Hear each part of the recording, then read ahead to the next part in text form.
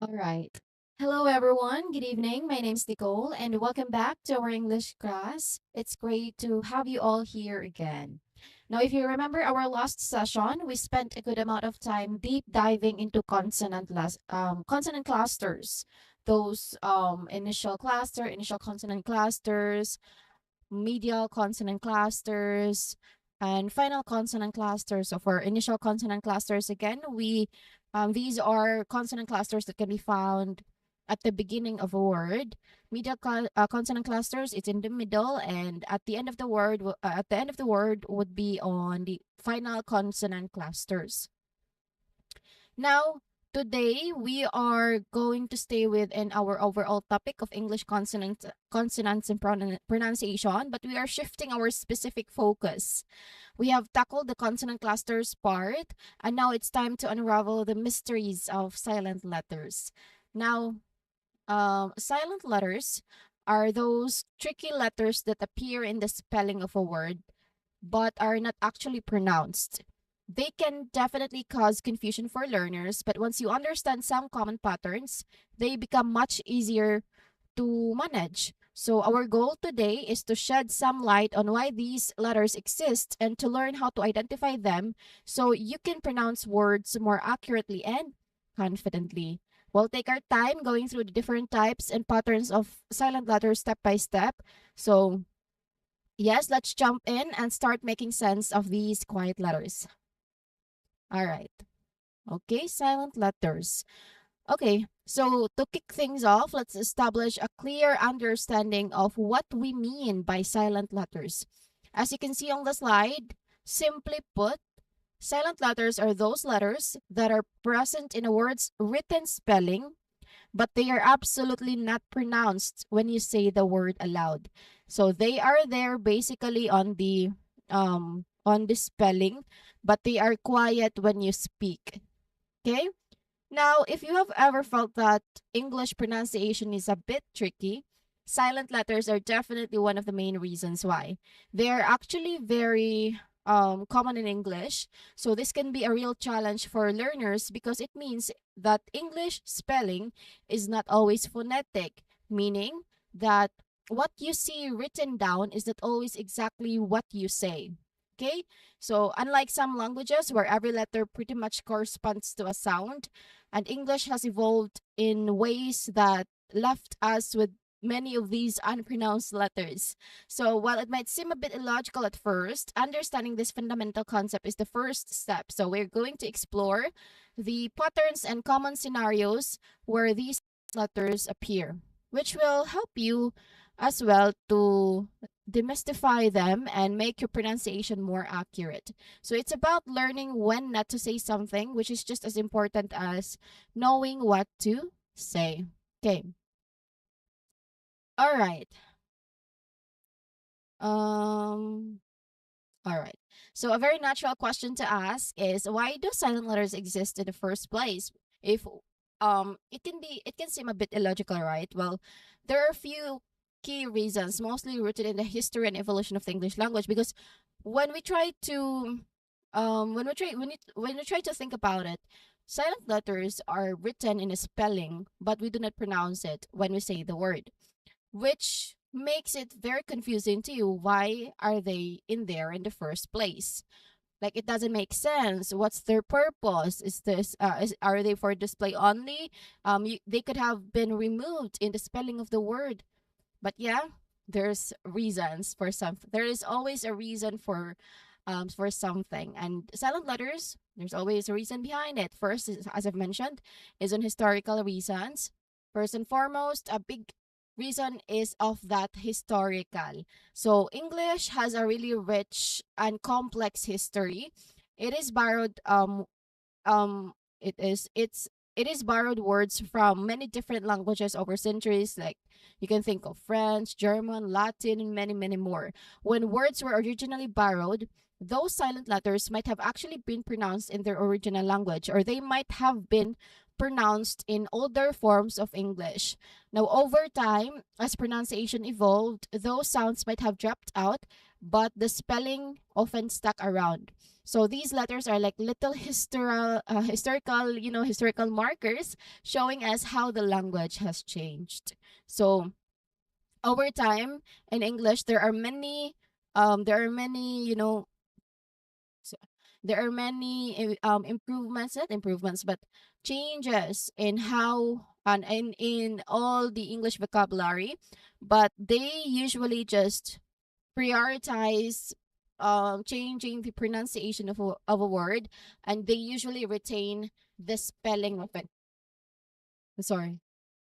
But yeah, um, yes, as I've mentioned, it is really also rooted in historical reasons. Now, another important reason is to distinguish homophones. Now, homophones, if you're not familiar with this particular term, these are words that sound exactly the same but have different meanings and different spellings.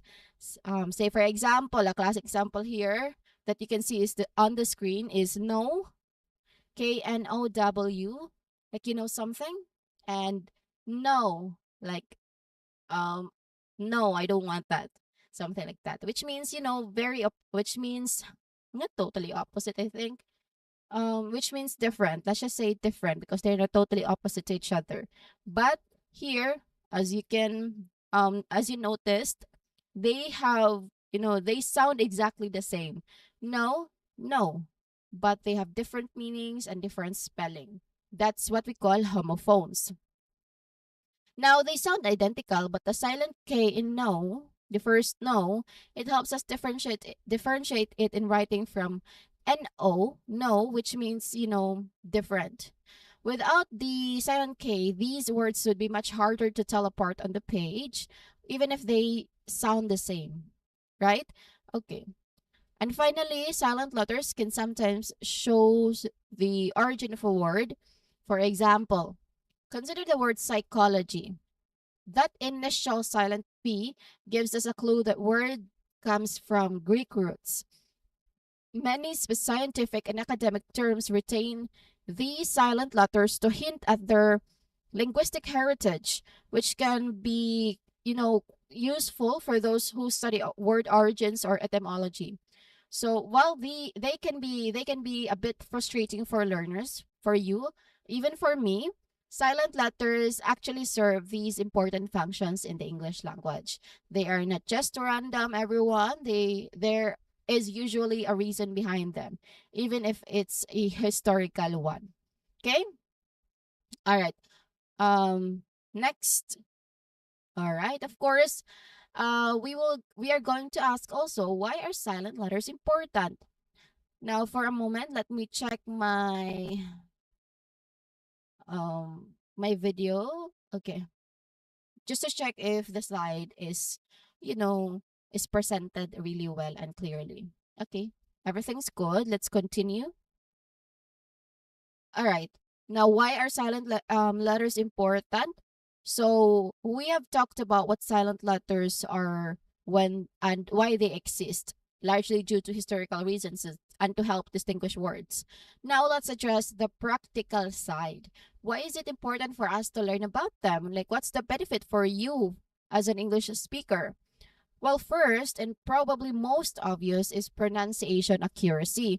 So, if you are unaware of silent letters, you might try to pronounce every letter you see, which can lead to mispronunciations.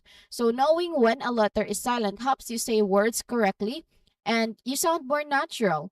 It allows you to avoid unnecessary sounds and articulate words the way a native speaker would. Second, it significantly helps with listening comprehension because imagine hearing a word like knife.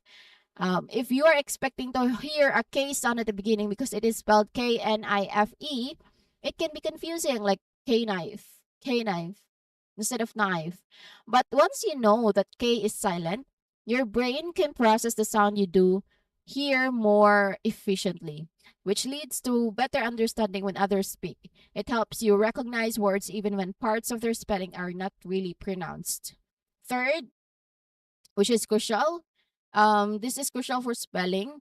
While silent letters don't affect pronunciation, they are absolutely essential for correct spelling. If you forget that K in no or the B in doubt, your writing won't be correct. So, understanding these patterns helps reinforce correct written English.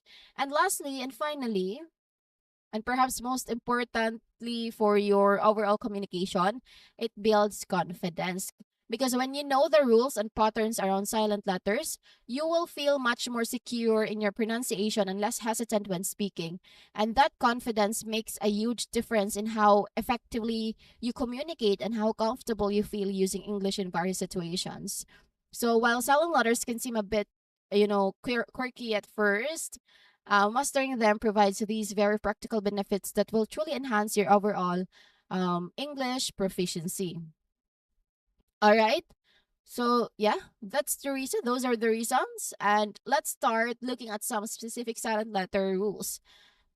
There are actually plenty of them. So, let's immediately start with the first one. We'll begin with letter B. Okay. The most common rule is that the rule B is that here the B is often silent when it comes after M, the letter M, at the very end of a word. Now look at our first example, climb. You can see the B is there in the spelling, but when we say it, we end on the M sound.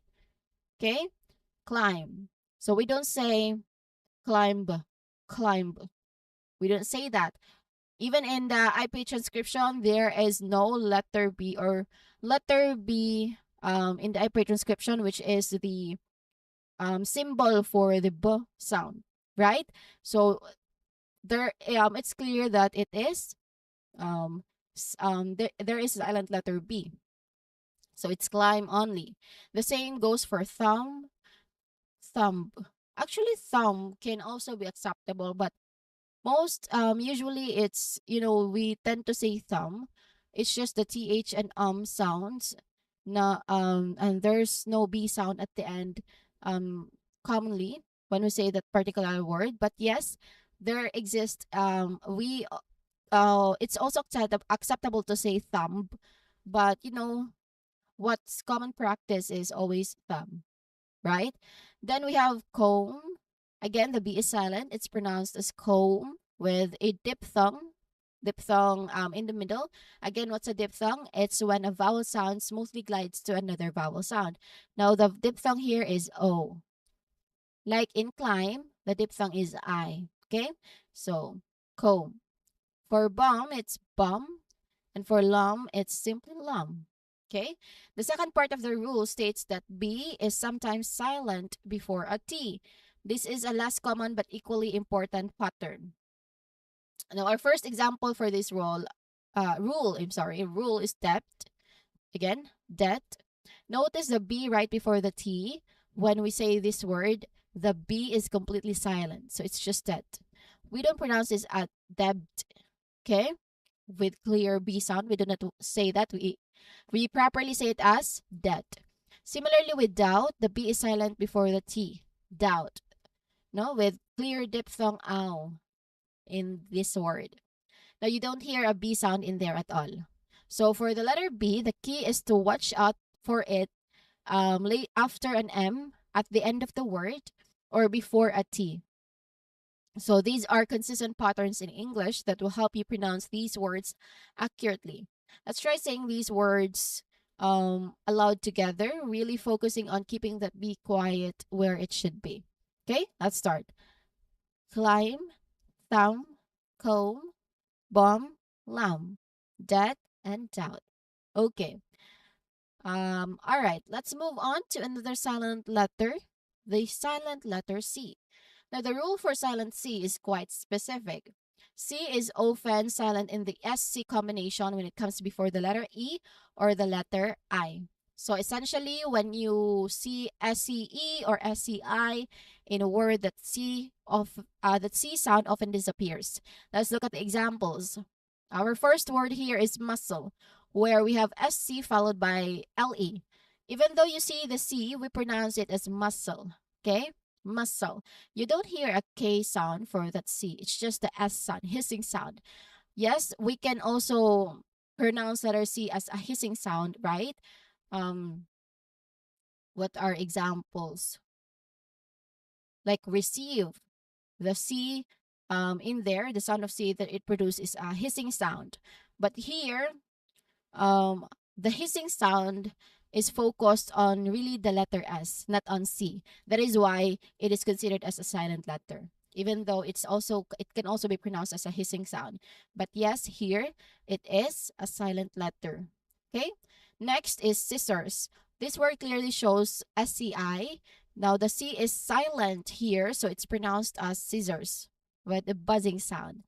You hear the S sound directly followed by the I sound. Okay? Then we have ascend. Again, the SC is followed by E.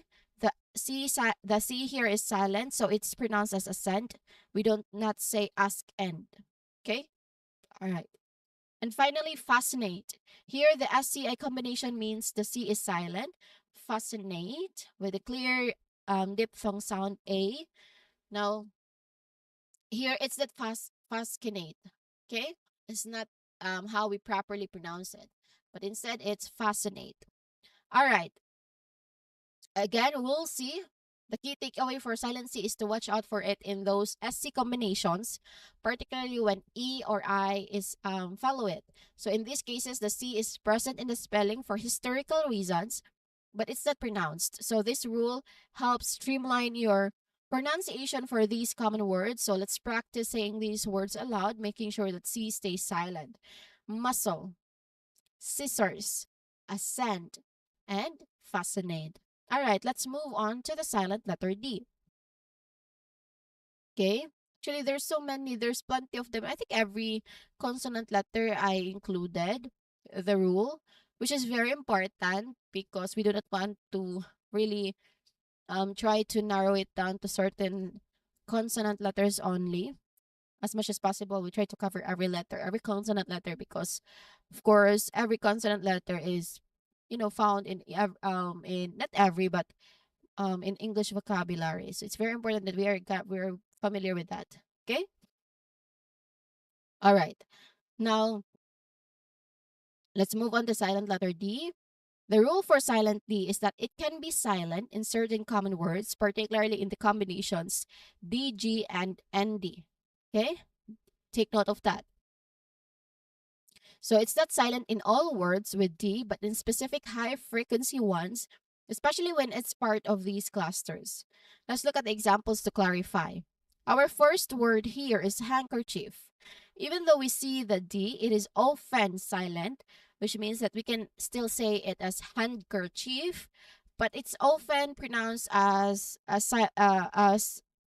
with a silent letter D, handkerchief. Okay, for a moment.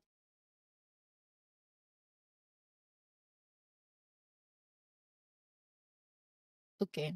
All right. To continue, where are we? Handkerchief. Yes. So, yes, it's often pronounced with a silent letter D as handkerchief, especially in common speech. So it's typically pronounced as again handkerchief with the ng sound because as you've noticed in the IP description, there's this symbol and that symbol refers to the ng ng sound or the ng sound in like in singing that ng that ng in the middle, that's the ng sound. Okay. So instead of handkerchief, which is also correct, when you think about it, it's also acceptable, but it's usually pronounced as handkerchief. Okay, handkerchief.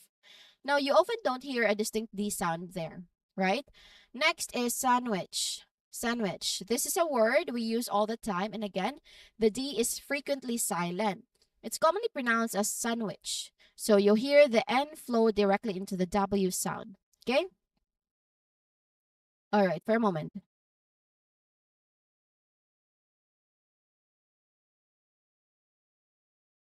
For a moment, let me see my slide. Okay. Okay, everything's good, I think.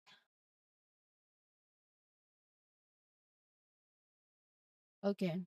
Okay, let's continue. Where are we? Okay. So, yeah. sandwich. Next is Wednesday. Now, this is there's no option, another option for this to say it's just Wednesday. Okay? Many learners try to pronounce the D here, but it's typically silent. It's always silent actually. It is pronounced as Wednesday with a buzzing sound and a diphthong at the end. Now notice how the N goes straight to the Z sound, right? So that's just how we pronounce it. We do not say Wednesday. It's not the it's not the correct pronunciation for this particular word, but instead it's Wednesday. Then Wednesday. Now for the DG combination. Oh, yeah, the DG combination. Look at bridge. Again, bridge. Here the D is silent and the DG actually represents a single J sound, which is in IPA, this one. All right, that's the J sound. Okay, so you know you're not confused. Like why is there letter D in the IPA transcription, but it's a silent letter D? Now again, that's that pair of symbols there, that is referring to one sound, and that is J. Okay, the J sound. All right, so that to clear up any sort of confusions, that's the J sound. Okay, all right. Okay, for a moment.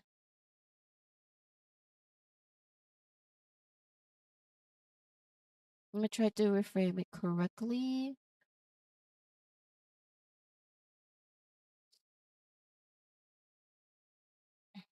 Okay, all right. So for this particular word, bridge, that's a J sound, okay? There's a J sound in there at the end. So you don't hear a separate D sound before the J sound, all right? Take note of that because you might get confused because you might say there's a letter D sound in there, but there's actually none, okay? Bridge. Similarly with ledge, the D is silent and the DG combination, and in the DG combination, so there's DG combination there, and it is pronounced as ledge. Again, it's that single J sound at the end. All right? Okay. So for the letter D, for a moment. Okay? Everything's good. So for the letter D, the key is to recognize these specific common words and the DG and ND combinations. So while D is usually pronounced in these particular cases, it remains silent. Knowing these exceptions will help your pronunciation sound more natural. So let's try to practice the words that we are included here. Okay? Handkerchief, sandwich, Wednesday, bridge, and ledge.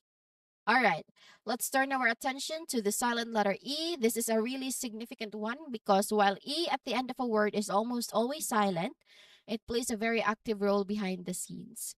The rule states E is usually silent at the end of a word, but it often changes the pronunciation of the preceding vowel, typically making it long. This is sometimes called the magic E rule or the silent E rule. So what it means is that even though you don't like hear the letter E sound, its presence affects the vowel sound right before it. Okay, so let's look at the examples. Our first word here is make. You can see the E at the end, but we don't pronounce it as make or make. Okay, instead we pronounce it as make.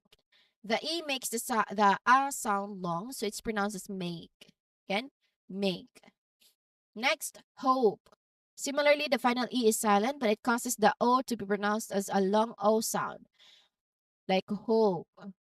So if there were no E, it might be hop. Okay? For bike, the I becomes a long I sound because of that silent E at the end, like bike. Without the E, it might be big. No, there's no word for that, but yeah, just to to prove a point. Then name, the A sound becomes long vowel sound, name. Now here's an interesting one. Love. This is a common exception to the long vowel effect. The E is silent, but it doesn't make the O sound long. Okay? It's love only. It's pronounced as love. Okay? This reminds us that while rules are really helpful, English always has a few words that don't quite fit with the rule.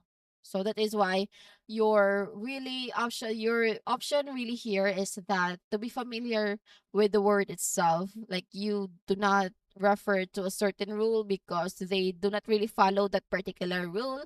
What your choice is that to learn the word itself. That's just how you do it. Actually, your best option. Okay? That's why English is really tricky because it does not always follow rules. There's this unnecessary letter in there, there's a silent letter in there that we do not really just, we do not really pronounce. And then if there's a rule for it, there's other words that do not follow the particular rule that you have to, that's why you have to learn those words separately on its own. So yeah, English is a bit tricky, everyone, but it's really also a good tricky one, right? So for the silent E at the end of a word, remember two things. It's almost always silent itself, but its main job is often to change the sound of the vowel right before it. So typically making it a long vowel sound. So the example of love reminds us to stay aware of those common exceptions. Let's practice these words, really listening for how that silent E influences the vowel before it. So let's try make, hope, bike, name, love. Okay? All right. Okay.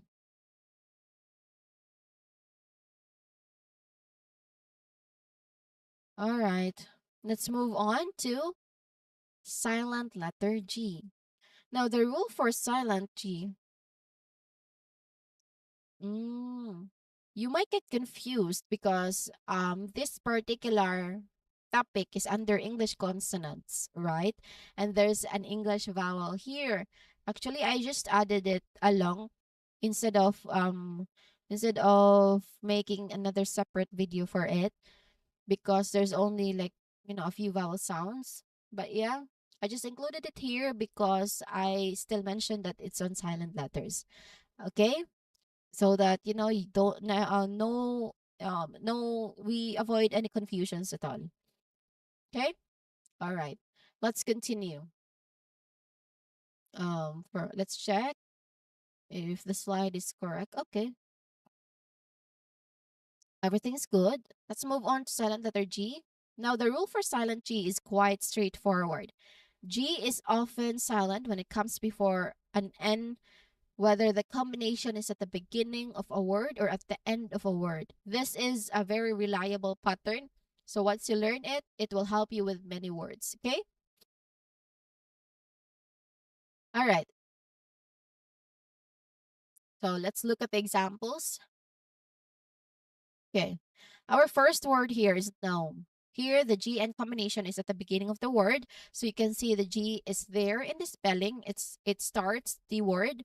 But when we say it, we start directly with the N sound, as in gnome. Okay? We don't pronounce the G at all. Next, we look at the words where GN is at the end. Take, for example, design.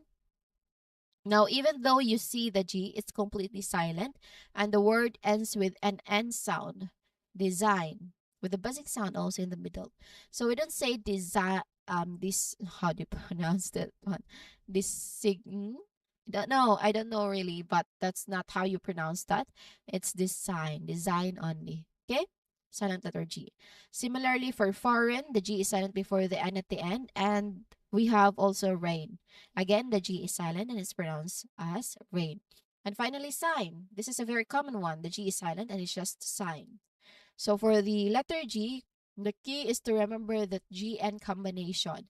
If you see GN together at either at the start or at the end of a word, the G is almost certainly silent. So this rule will help you avoid mispronunciations and sound more natural when speaking these words. Okay? All right. Let's practice these words again. No, design, foreign, rain, sign. Okay. All right. Let's move on to silent letter K. No, not letter K. Oh, another rule. No, yeah. Is it another rule for G? But it's a separate rule. It's a combination, consonant combination. Okay? For a moment.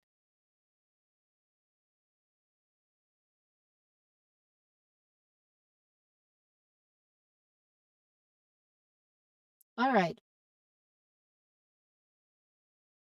Okay? Sorry. All right. Let's continue with rule GH. So this is a combination of letters, of consonant letters, two consonant letters actually. So it's a separate combination. Now here, the rule GH, it is often silent after a vowel, okay?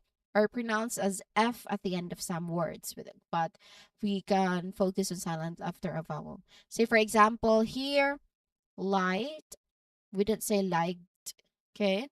It's light.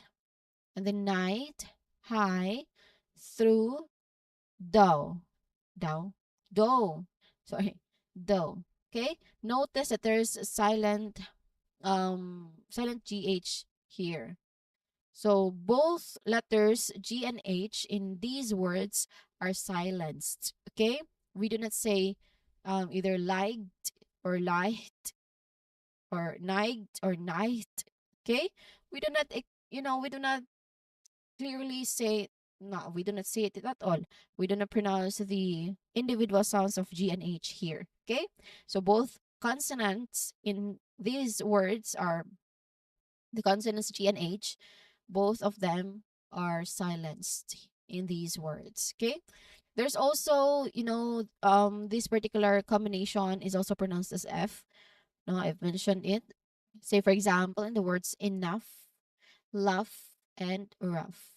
Okay, there's a letter F sound in there instead of GH or a silenced GH. Okay? All right. Next, what do we have here? For example, okay. All right. Um, okay. Next is letter A. The rule of H, which is often silent when it comes after W, the letter W. So it can also be silent at the beginning of some words, particularly those of French origin. Say, for example, um, at the beginning of some words, we can have our, honest, honor, and herb. Okay? But this particular word, the last word, herb, let's just focus first on the first word, our. So there's no H sound in there, even though the spelling starts with an H. We do not say hower, hower. No, we do not say that, but it's our. Same as with honest, we didn't say honest, but we say honest. As well as honor, we did not say honor, but we say honor. And for herb, I mean herb. Now it is often pronounced as herb, but there are certain cases that we also say or pronounce letter H here. So we say herb. This is often in RP, received pronunciation, or in British English. Okay, herb. Did I pronounce it right? It sounds weird from me. Like if I say it, it sounds weird. I didn't pronounce it correctly, I guess. But yeah, that's hub, right? There's an IP transcription also in here, so you can refer to that. It's just my pronunciation is not really that good for this one. But yeah, that's just that. And also, what other things that the first rule is it is often silent when it comes after W. Say, for example, on WH questions like what, why, where, who, when, and all those kind of things or words. Okay? All right. So again, in rule H, it is silent after W and at the beginning of some words. Okay? All right. Next, we have the rule. We are going to move on to silent letter K. Now, the rule for silent K is very consistent and quite important. K is almost always silent when it comes before an N in the beginning of a word. So this is a pattern you'll encounter very frequently in English. The words, let's look at the examples here. Very familiar. Our first word is no. We talked about this one briefly earlier as a homophone of no also. You can clearly see the K at the beginning, right? So when we say it, we go straight the N sound. We do not really include the K sound in there. So there's no K sound at all. Next is knife. Again, the K in combination at the start, and the K is silent here, so it's pronounced as knife. For knee, the K is silent, and we just hear the N sound. Okay? And lastly, not lastly, we have knock, which is similar to no. The K is silent, and it's pronounced as knock. And finally, knit. Okay, for example, that's an example. Here, the K is silent also, and it's pronounced as knit. Again, knit. Okay, I'm actually checking the live stream from time to time using my phone. That's why there are times that you see me looking down at something. That's my phone. Just, there's really no any technical errors that will come our way. Okay? Because this is just 1 hour only. So we try to really maximize the time as much as possible. All right? Now, the key takeaway here, going back for this, for our discussion, the key takeaway for the silent case to always be aware of that K and combination at the beginning of a word. Okay? In these cases, that K is simply not pronounced. Recognizing this pattern really will significantly improve your accuracy within a wide range of common English words because these words are really common, like no, knife, knee, knock, and knit. All right. Let's turn our attention to the silent letter L. Now, this one can be a bit tricky because L is usually pronounced, right? But in specific words, particularly when it comes before certain other consonants, it becomes silent. So the rule states that L is often silent when it comes before D, K, M, F, and V in certain words. So there's, plenty of words, not words, but letters that you really need to consider here. Now, it is important to note that it's in a certain words um only. So that's just that because this is not a universal rule for every time L appears before these letters, but it applies to a good number of very common for words. That's why it's really tricky. This is what I've mentioned earlier that there are certain words with silent letters that does not really follow the um the rule for it. So yes, let's be careful on that. We do not usually just put a silent letter in that particular word just because it's the rule of that letter. There are times that we do not do that. Okay? Be familiar with words, everyone. Now, let's break it down by the letter that follows the L. First, look at the words where L is silent before a D. So you can think of could, should, and would. So even though they are spelled with an L, when we say them, L is completely silent. We pronounce them as could, should, and would, not cold, wold, and should. Okay? That's not how we pronounce it. We pronounce it as could, should, and would. All right? So you don't hear a sound for that letter L. Okay? These are very, very common words, so mastering their pronunciation without the L is really crucial. Now let's look at L silent before a K. Take walk and talk. So you'll notice that the L is silent in both of these words. So it's pronounced as walk and talk. You go directly from the vowel sound to the K sound by passing the L completely. Okay? Moving on to the L silent before an M, consider calm, palm. In both cases, the L is silent and you move directly from the A sound to the M sound. Like calm, palm. Okay? Another excellent example is salmon. Many people initially try to pronounce the letter L, but it's silent, so it's pronounced as salmon. You skip the L and go straight from the A to the M. So salmon. Okay? Salmon. Now, L is silent before an F. Look at half and calf. Again, the L is not pronounced, so it's half and calf. You go right from the vowel sound to the F sound. Okay? So for the silent L, the key is to recognize these specific combinations: LD, LK, LM, LF, and in some cases, LV, though no LV examples are on this slide, okay? But yeah, there's just that. Maybe we can say halves the plural form of have. There's an LV combination in there, and the letter L is not pronounced. Okay? Haves. Okay? All right. Now, the main takeaway is that when L appears before these particular consonants in certain common words, it tends to be silent. Knowing these patterns will significantly improve the naturalness and accuracy of your pronunciation. So, yeah, again, let's say the words could, should, would, talk, walk, come, palm, have, cough, and summon. Okay? All right. Let's move on to the silent letter N. The rule is quite simple and very consistent. N is often silent when it comes after an M at the very end of the word. So when you see MN together at the end of the word, the N is typically not pronounced. Okay? Let's look at the examples. Our first word here is autumn. For a moment, this slide is acting up. Okay. Yeah. Our first word here is autumn, so you can see the mn at the end where we say when we say it, the n is silent and the word ends with the m sound. Okay? Next is column. Similarly, the n is silent here. It's pronounced as column. We didn't say columna. Okay? We didn't say that. For down, a very common word, the N is silent also. And finally, him, again, the N is silent and it's pronounced as him, like H-I-M. You could just say that.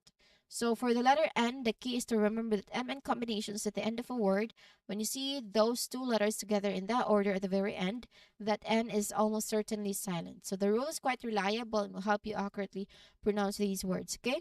Let's practice saying these words and aloud together, making sure that the N stays quiet. Okay? All right. Let's move on to silent letter P. Now, the rule for silent P is quite specific. P is often silent at the beginning of words when it comes before S, T, and N. So, yes, these words are very often common from, it not common, but yeah, it came from Greek roots, which is why we sometimes see these unexpected spellings in English. Okay? All right. For our first word is psychology. We actually mentioned this one earlier when talking about word origins. Here, the P comes before an S and it is completely silent. You know, it's pronounced as psychology. You go straight from S sound into the rest of the word. Next is pseudo. Again, the P at the beginning preceding an S. So the P is silent and it's pronounced as pseudo. Now for the P before T, consider pterodactyl.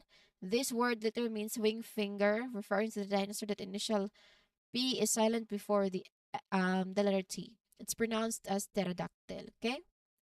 Alright, you start with the T sound. Um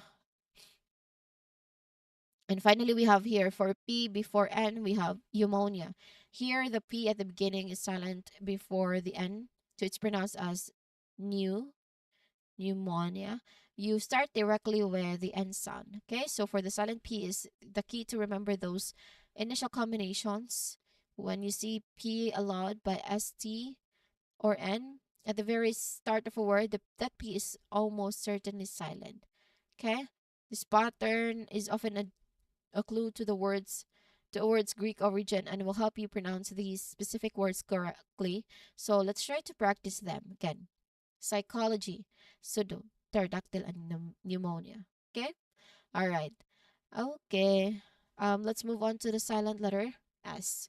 The rule for silent S is that it's sometimes silent in certain words, especially when it comes before L in some loan words. Okay? A loan word is a word adapted from another language, so this is not a universally applied rule like some of the others, but it applies to a few very common words you will encounter. Okay? Let's look at the examples. Our first word here is island. This is a perfect example of the S being silent before an L, okay? Even though you see the S, we pronounce it as island, okay? You go straight from I vowel to the L sound. We don't say it as Island or Iceland, but we say it as island, okay? Next is isle. This word is often confusing because of its spelling. It's pronounced exactly like letter I, okay? The S here is silent before the L. So it's pronounced as I. Think of the island supermarket or an airplane. Okay? All right. Okay. And finally, debris. This word comes from French, which explains the silent S at the end. It's pronounced as debris. So the S is not, sounded at all. So far, for the silent S, the main thing to remember is its silence in words like island and isle, where it comes before an L. Okay? These are common words, so knowing this exception is really useful for accurate pronunciation. Of it's also highlights of the um what other things. But yeah, these are just common words, so knowing this exception is really useful for accurate pronunciation because it also highlights how English has absorbed words from other languages and kept original spellings even though their pronunciation changed. So um let's try to practice saying the words again. Island, isle, and debris. Okay? All right. Let's move on to the silent letter O. O? Is it O? Is next. What's next? I think it's O. So another vowel sound here, everyone. There's already two. What's the other one? Is it E? I totally forgot. And then here it's U. Okay? The rule for silent U has two main parts, and both are related to its position. So usually after a G, it says U is often silent after G and before a vowel. So as part of a silent UE ending. Okay? All right. Let's look at the examples. First, consider guess. Here, the U comes after G and before the vowel E. In this case, the U is silent and it's pronounced as guess, not Guess. No, we didn't say that. It's just guess, everyone. It's just guess. One syllable only. Now, the U here serves to make sure that G keeps its hard G sound, so rather than softening it to a J sound as it sometimes does before. Okay? All right. So for the silent U, remember these two main patterns. When it appears alive, a G and before another vowel, it's often silent and helps keep the G sound hard. Okay? And also watch out for the um how they call that for the UE combination at the end of a vowel, okay? Where both letters are typically silent. Knowing these patterns will help you pronounce these common words accurately. So let's practice saying these words about aloud together. Guess, guide, guitar, guard, and tongue. Okay? Let's talk about okay.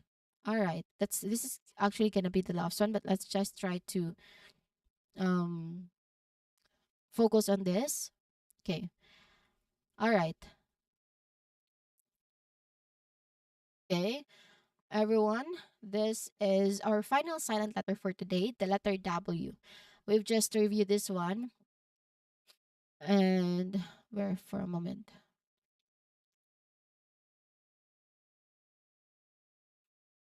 Okay. And the one main thing to remember is that the W is usually silent at the beginning of a word when it comes right before an R. So beginning of the word before an R. Okay? Like in words such as right, wrong, wrist, wrap.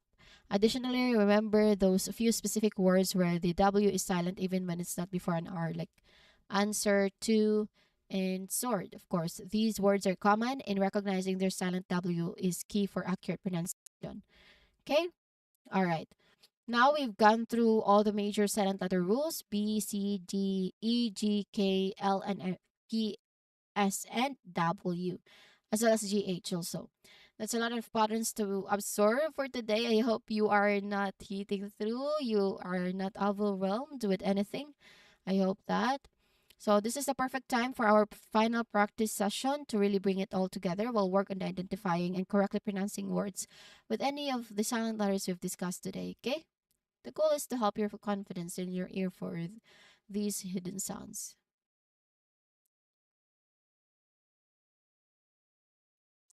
Okay? All right. Actually, we've gone over through major silent letter rules. So let's, it's time for you to put that into practice. It's time to practice, everyone. Now, um, we've spent already a good amount of time exploring the world of silent letters, what they are, what why they exist. So yeah, we are going to practice that. Let's I'm just gonna check if you're really following with me. Okay? Now, this is a practice drill. It's very simple, actually, very, very simple. What I want you to do is just to identify where in the word is, or what letter is silenced here in the word, and then pronounce it with me. Okay? Let's start with this one. It's very simple because we've already talked about some examples of this one for the um yeah. So this is knowledge. The silent letter is K. Okay? This is the silent letter in here. Next,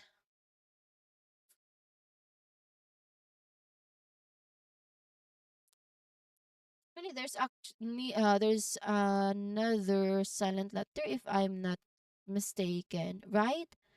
There's another silent letter, right? Hato. Yeah, there's another silent letter actually. So that is on knowledge. This one, that's a silent letter because you silent letter D actually because there's no D sound in there. It's just J sound. Okay. All right. So our silent letters here are K and D. Next is listen. Very simple. The silent letter is T. All right. Next is ghost. Very simple. Very obvious. Letter H. Oh no, what happened? Letter H is our how do you call that? Silent letter. And not the last one, I guess. This is design actually design. Okay? Silent letter G. Next is castle. Again, castle. So, silent letter T. The next is doubt. Very simple. I've already provided it as an example. Letter B, silent. Okay. Next is hour. I've also included it as an example. Silent letter H. This one also comb. So la silent letter B, comb. And the last word is column. So the silent letter is N. Okay? All right. Okay. That's that. So yes, we've spent a good amount of time really exploring those silent letters, everyone. And it's a lot to take in, yes, I cannot deny that. And I know it can feel a bit overwhelming at times. So to help you continue mastering these, I want to leave you with a few key tips on silent letters as summarized in the next slide. Okay. I think everything's good, right? Okay. Everything's good. Now, first, and this is super important, don't guess. Never just assume a letter is silent. Because if you're unsure about a word, especially a new one, the best thing to do is to look it up or ask someone else, actually. Okay? Trying to guess can lead to habits that are hard to break later. So when in doubt, find out, of course. Next is second, this goes all for all pronunciation. Listen active sorry for that. Listen actively. Yes, listen actively. So pay really close attention to how native speakers pronounce these words, especially those loan words that you know. You know how tricky sound letters. Notice what sound they don't make. Immerse yourself in English by watching the movies, actually, everyone. Listening to podcasts or any kind of thing. Okay? All right. Third is use a dictionary, specifically one that provides IPH description. And guess what? Again, what's an IPH description? It is International Phonetic Alphabet. Okay, it's a guide on how you pronounce this particular word, no matter how easy it can be. Because it can be really a lot. So yeah, it's just try to really be kind of. really be familiar with this one so that you feel confident. Okay? Use IPA transcription, everyone. We've seen a lot of IPA symbols today in this house because they are your best friends or yeah. Okay. And finally, so okay, there's only four actually. Finally, and perhaps most crucially, be patient. English spelling and pronunciation. Um, how do you call that? English spelling and pronunciation can indeed be tricky, everyone. So it's not always straightforward, but please know that you will get better with consistent practice. So it takes time for your brain and your mouth to adjust to these patterns, actually. So every time you consciously apply a rule or correctly pronounce a word with with a silent letter, you are making progress. Okay? All right. Excuse me.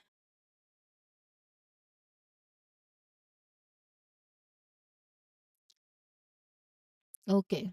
All right. That's that for a moment. So, yeah, keep this actually keep this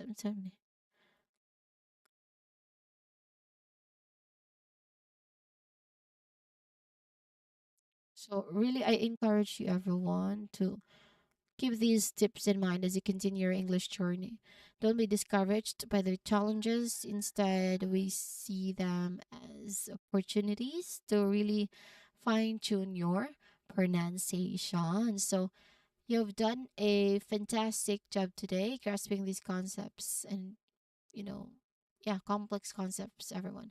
Keep listening, keep practicing, and your English pronunciation will continue to improve significantly. Okay. Thank you all so much for your um engagement, everyone. So it's really a good thing that we've tapped into silent letters. Okay. Now, anyway, before we end, um, this is actually the last part of our English consonant lesson, everyone. So, yes, let's bring our entire discussion in English consonants, specific consonant clusters and silent letters to a good close. So, everyone, we have really covered a lot of ground in our sessions in English consonants. We started by exploring the fascinating world of consonant clusters. Actually, not consonant clusters. What was it? Was it really consonant cluster? Let me check for a moment. Just a moment, everyone. Yeah, I can check here for a moment. Yeah. We started with voiced in voiceless actually. Where is it already? Okay, that's tips. Okay. This no, that's not the correct. Yeah, actually this is not the last topic. I'm sorry. I got confused because it's already Friday.